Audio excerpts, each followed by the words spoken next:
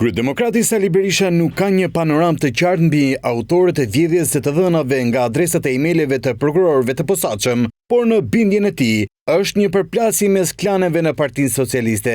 Në konferencën për media, duke ju referuar informacioneve në rrugë konfidenciale, sipas Berishës, pas operacionit për hakerimin e dosjeve nga emailet e prokurorëve, qëndron arkitekti i reformës në drejtësi, Fatmir Xhafaj.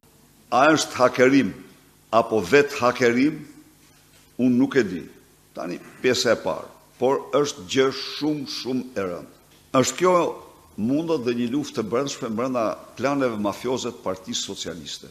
Kështu që edhe Fatmirit po i vin rrotull dhe po e akuzojnë se gosipi është fjala, se ka vjedh, ka hakeruar statuset e ato kompjutarët e skapit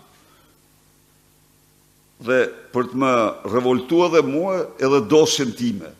Ate i them Fatmirit, publikojeni sa ta gjeni. Referuar raportit të SPAK, të depozituar në Kuvendin e Shqipërisë, ku ngrihet shqetësimi se në vitin 2024, Policia e Shtetit përgjysmoi referimet në SPAK, në krahasim me vitin 2023, Berisha akuzoi drejtorin e policisë Ilir Proda dhe ministrin e Brendshëm Ervin Hoxhaj se bëjnë pazar me dosjet. Ky është një tregues dramatik për vendin.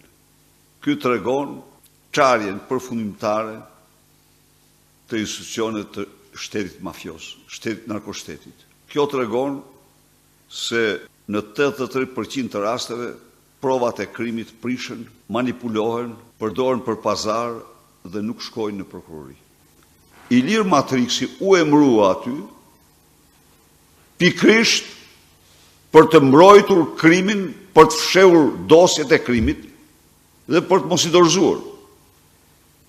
Për ditë gjithë që ai ishte Matriks, ministri vetë, është një ushtar i pojës. Ndërkohë sa i përket shqetësimit tjetër të SPAK, se politika ka ushtruar presion ndaj tyre, Berisha tha se kërkesa e PD-s për reformimin e institucionit nuk kishte të bënte me qëllimin e shkrirjes, por përmirësimin e institucioneve në mënyrë që dosjet të mos presin me vite për të shqyrtuar.